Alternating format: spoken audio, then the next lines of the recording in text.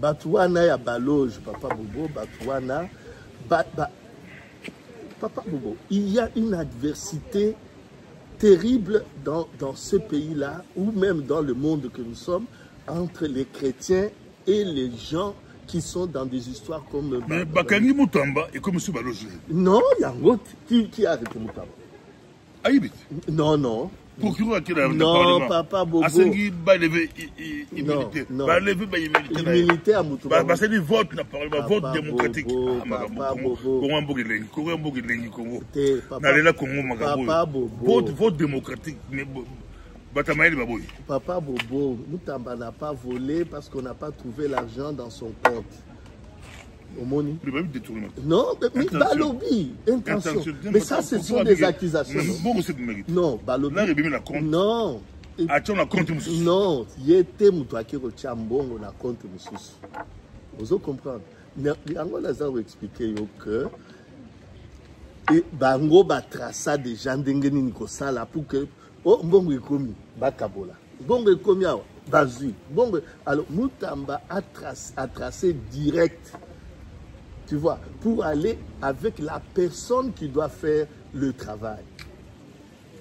Maintenant, Bango, comme Bayebi bien que Oyo Bango Basala Kapo Bayi Bambongo Yango Te Basali, alors, et puis avec ma menace, surtout, je ne dis pas que j'apprécie l'orgueil à Moutamba. Non. Moutouba que ça, Moussala, Fanda calme, mais silencieux, Aza Kosa Moussala Nayo. Mais Oyo Ndenge Bakei Boye Bango Nde Basali Likopa. Tous les occultes là, tous les gens des ténèbres là, Basali Likopa. Vous comprenez? Et puis, Kobanga te Papa Bobo Ndenge Ozali Awa, ce qui Batoua na Bakoui na Maboko na yo, Ata Opesa et Maï, Bakoli Ayo, parce qu'ils prennent des décisions na Boutou. Oyo bazo yako déclaré liboso ya ba député tout ça ezali kaka nani ba menace, mais le vrai problème, le vrai procédure, la vraie procédure pour que bali ayo ba sala kango déjà na babutu na bango pe ba jeuna kati bango pe ba sala ka ba monsieur a démissionné.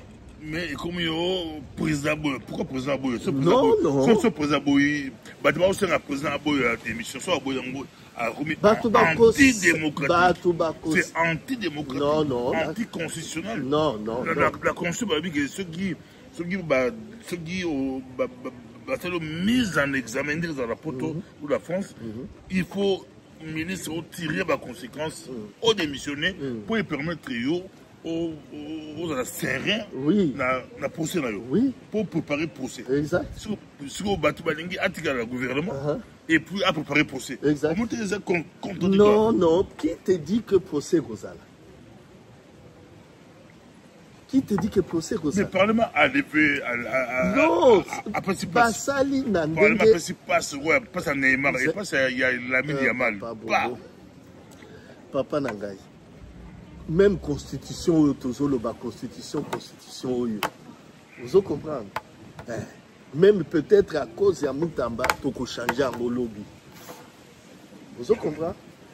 C'est un fils de la nation et qui a crié que Yibi, Bazo Yiba, Bomi, Bazo Boma, Kombo Yangoyo, liste Yangoyo, sans oublier attends papa, la fausse attestation.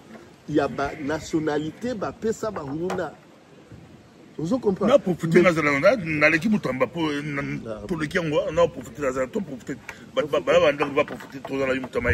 Mais, accord aux États-Unis, accord Congo, Rwanda, et eux, Bible Internet. Bako c'est surtout yango mungu biba usini le 27 toi signer le 27 babi kaga makosi malade pour signer accord yango ils ont l'avantage c'est surtout yande mais quand beta masolo Papa Bobo na projet elobini na lobaka na yo boyi la question que par politicien congolais il faut pas se poser, il faut pas se poser la question nani alongola Papa Kasavubu pour ya kotia Mobutu.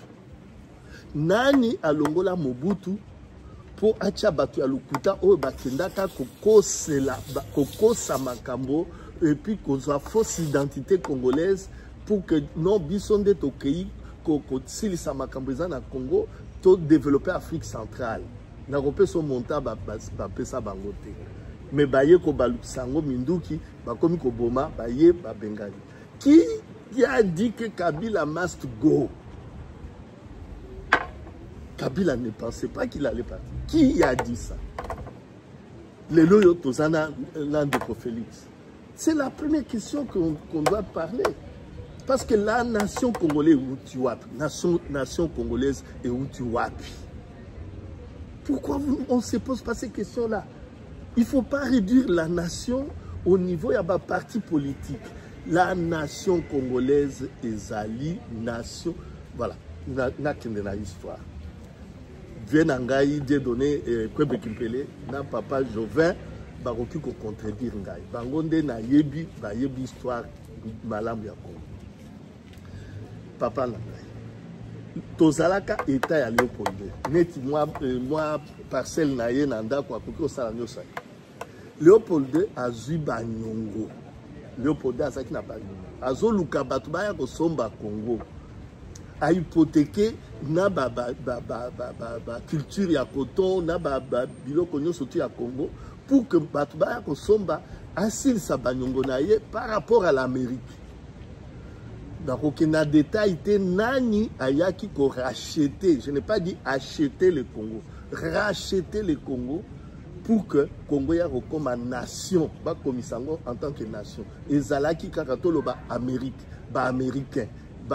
Salina Nzambe ya Amérique.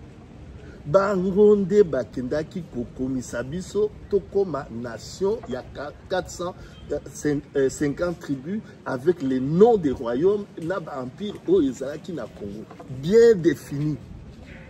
Vous comprenez? Au moment où batu kotoyo belge bango ba bon to pesa bango nani indépendance. Mais ils ont une indépendance de façade. Pourquoi balobi indépendance de façade? Parce que l'État congolais n'a jamais existé. Bazui État ba fabriqué, bazui ba kasavubu ba tchebani.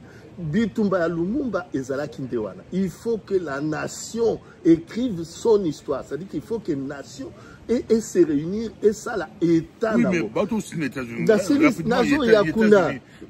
Nazo yakuna parce que il faut connaître tout ça pour comprendre ce qui se passe aux États-Unis.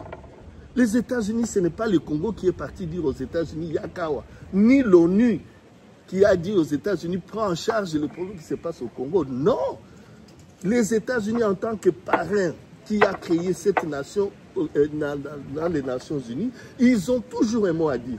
Mobutu avant que combien de pasteurs sont venus voir Mobutu pour lui dire que tu dois partir, le peuple chaud. Est-ce que vous avez vu un politicien américain venir dire à Mobutu Longwa? Ce sont les mêmes. Alors, ce qui se passe aux États-Unis, c'est quoi? Ce qui se passe aux États-Unis, c'est ceci. Patoua na ba loba, na ba Kagame, na ba Museveni, na ba Ruto, na ba nini, botika Congo calme. Ba Congolais va se mettre ensemble pour que baf refonder État na bango. Et ils doivent passer par une transition. Papa Bo, tout ça quand ça nos mission kala. J'ai parlé de cette histoire de la transition. J'ai parlé de cette histoire des rassemblements. J'ai parlé de cette histoire du consensus national. Du consensus national. Alors, les lobacheli bango yango na papier. Je dis ceci, papa. Les lobacheli bango yango na papier. Balobi yango. Venez et signez. Papa, tu vois. Bakabo,